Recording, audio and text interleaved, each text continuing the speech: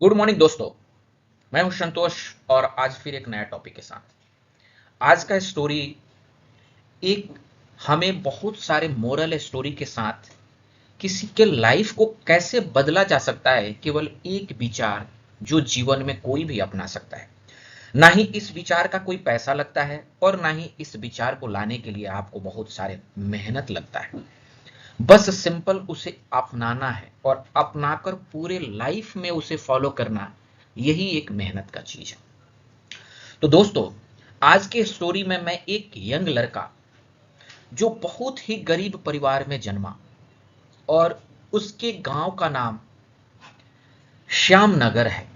उस लड़का के घर जीवन इवन इतने पैसा नहीं थे कि वो पंडित बुलाकर उसे नामकरण कराए। ऐसे ही बड़ा होते गया और बाद में उसके स्कूल में जब बच्चा गया, स्कूल में जाता कूदते हंसते बगल में, तो ये बच्चा उस गांव का पहला बच्चा था जिसको पढ़ने की इच्छा थी। बाकी सरकारी स्कूल में पढ़ने का कोई पैसा नहीं लगता था, फिर भी इसके गांव के कोई भी लड़का नहीं जाता था स्कूल में पढ़ने। उसके गार्जियनशिप भी वैसे ही थी उस जगह का, क्योंकि छोटे से ही बच्चे को अपने काम में लगा देते थे, काम में कंट्रीब्यूशन लेने लगते थे। लेकिन इस बच्चे का परवरिश सेम सिचुएशन में होने के बावजूद भी ये सेम स्कूल में जाने के इसके अंदर का इच्छा था। तो इसका नाम उसी स्कूल के टीचर बच्चे ने रख दिया, क्योंकि ये श्याम नगर से जाता था इसीलिए इसको श्याम कुमार लोग बोलने लगा, श्याम कुमार लोग बोलने लगा और बच्चे का नाम ही श्याम कुमार फाइनली हो गया। ऐसे ही वो स्कूल में काफी होनहार बच्चा था। उसके पास इवन कॉपी कलम और पेंसिल के लिए पैसा नहीं होता था, तो कभी टीचर उसे सपोर्ट करते थे और कभी दूसरे गांव के अच्छे जिसके पास पैसा था वो उसे कंट्रीब्यूट करते थे, क्योंकि इसके अंदर ईमानदारी, पढ़ने का एक इच्छा और एक बहुत बड़ा विजन के साथ चलता था। वो शुरू में ही इस तरह के बड़े बड़े सपना देखता था कि लोग मूर्ख कहते थे, बोलते थे कि सोते उठते जागने वाला सोचने वाला बच्चा है। फिर भी उसके दिल पर किसी भी तरह का बोझ नहीं था और वो उसी सोच के साथ जीना चाहता था। दोस्तों, उसकी बचपन इतनी चैलेंजिंग थी।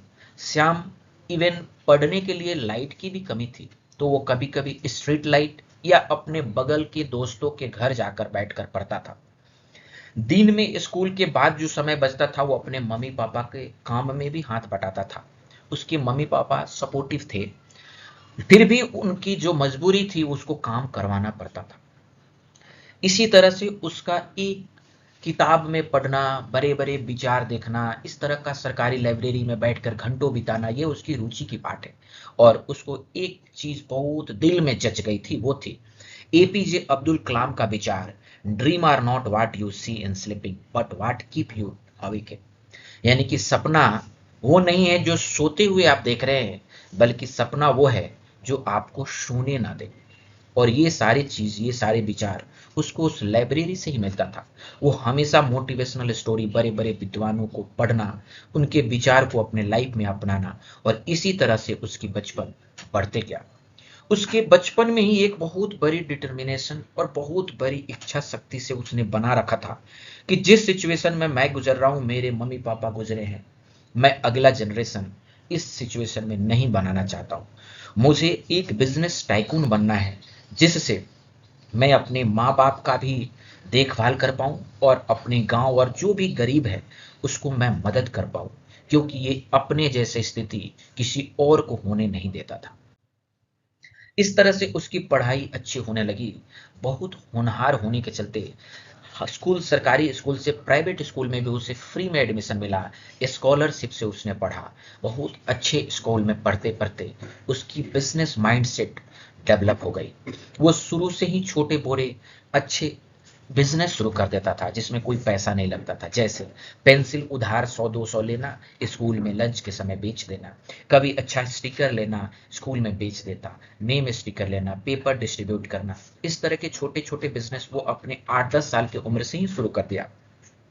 और ये बिजनेस की जो उसके अंदर के इनसाइट थी वो उसको और बहुत ज्यादा आगे बढ़ाते गया, क्योंकि हम जानते हैं कि कोई भी बिजनेस प्रैक्टिकली अगर हम मजबूती के साथ आगे बढ़ रहे हैं तभी बढ़ेगा, और ये उसे बढ़ा रहा था। इसी के स्टेप लेते हुए उसने पहला बिजनेस के लर्निंग उसकी रही छोटी बिजनेस शुरुआत करना जिसमें बहुत कम कैपिटल लगे, उस पर हार्डवर्क करना, हार्डवर्क के साथ उसमें ग्रोथ लाना और ग्रोथ लाने के साथ साथ उस बिजनेस को ऑटोमेट कर देना। अब इतनी छोटी उम्र में भी वो ऑटोमेट कर देता था। कैसे? तो मान लीजिए उसे पेपर बांटना है, तो क्या करता था, हर गांव में एक बच्चे को रखता था, बोलता भाई मुझे मदद कर दो, मैं तुम्हें 50% मार्जिन दे दूंगा। इससे क्या था, वो बड़ा बल्क में पेपर उठा कर लाता, उसकी अपनी डीलिंग थी, हर गांव में एक बंदे को देता, वो पूरे गांव में बांट देता, पूरे शहर में उस कॉलोनी में बांट देता। इस तरह से उसकी ऑटोमेशन होने से ग्रोथ बढ़ती गई और वो अपना पढ़ाई के साथ साथ बिजनेस को भी काफी सक्सेसफुल मल्टीपल बिजनेस भी चला लेता था। जब इस तरह से उसकी पूरी पढ़ाई खत्म हो गई, उसने फुल टाइम बिजनेस में आ गया और नए नए रिसर्च एम्प्लॉय के लिए, क्योंकि ये उतना स्ट्रांग पढ़ाई नहीं किया जितना उसे जरूरत है, तो अच्छे अच्छे कॉलेजेस के अच्छे अच्छे पढ़े लिखे बंदे को हायर करता, उस पर अच्छा खर्च करता और उससे इनोवेटिव आइडिया लेता जिस पर टेस्टिंग करता, और इस तरह से उसके बिजनेस बढ़ते गए, एम्प्लॉय बढ़ते गए और सक्सेस की एक नया हर जगह नाकाम तरीका अपनाता और उसे सक्सेसफुल बना देता। उसके बाद जब उसने अच्छे बिजनेस कर लिया, अच्छी ग्रोथ कर लिया, श्याम कुमार का नाम गांव से जाना जाता था और पूरे श्याम नगर को उसने ठान लिया कि ये एक यूनिक गांव होगा जहां पर किसी भी बच्चे को पैसा की वजह से पढ़ाई नहीं छूटेगा, किसी भी गरीब को इलाज की वजह से मृत्यु नहीं होगी और किसी भी मजदूर को नौकरी की कमी नहीं रहेगी। इसने पूरे श्याम नगर को एक विकसित नगर बना दिया, एक विकसित जहां पर एजुकेशन फ्री में वर्ल्ड क्लास की, जहां पर हेल्थ फ्री में वर्ल्ड क्लास की, विलेज की एक अच्छे डेवलपमेंट माइंडसेट उसने क्रिएट कराया और पूरे गांव के लोग श्याम को एक भगवान की तरह पूजने लगे क्योंकि उस गांव के कायाकल्प बदल दिया था।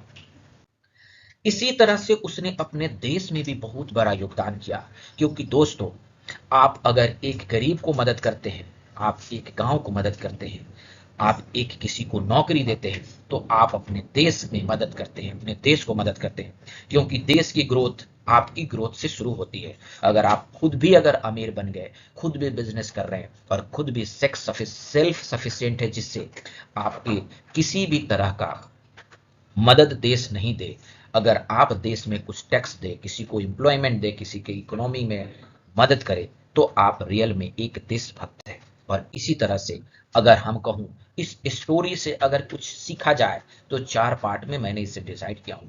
और 4 पार्ट ये है कि कभी भी कोई काम के आप हाथ लगाते हैं तो उसमें गिव अप नहीं करें, हमेशा लगे रहे, परसिस्टेंस के साथ लगे रहे। समय लगेगा, अगर ज्यादा मुश्किल हाथ में ले रखें तो मुश्किल समय लगेगा। वैल्यू एजुकेशन और ऑनेस्टी के साथ आप लगे रहेंगे तो आपकी एजुकेशन आपको बहुत कुछ दे सकता है।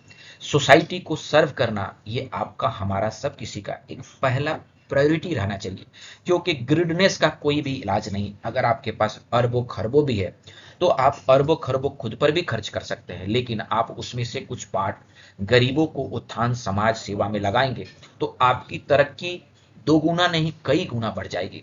साथ में स्पिरिचुअल विजडम बहुत जरूरी है, क्योंकि अगर आपके पास ये पार्ट की कमी होगी तो आपके अंदर घमंड, आपके अंदर दया की कमी आने लगेगी और आप ये चीज जब पाल लेंगे तो बहुत जल्द फिर बर्बाद हो जाएंगे। तो दोस्तों, हमेशा स्पिरिचुअल कोसेट अपने आप के अंदर भरे रहे, जो आपको लंबे समय में तरक्की में मदद करेगा। धन्यवाद दोस्तों, धन्यवाद। अगर आपको ये स्टोरी अच्छी लगी और इसी तरह की स्टोरी आपको चाहिए तो प्लीज मुझे, मेरे चैनल को लाइक कीजिए, सब्सक्राइब कीजिए और बेल की घंटी बजा दे, जिससे मेरा वीडियो अपलोड होते ही आपके पास पहुंच जाए। धन्यवाद, धन्यवाद।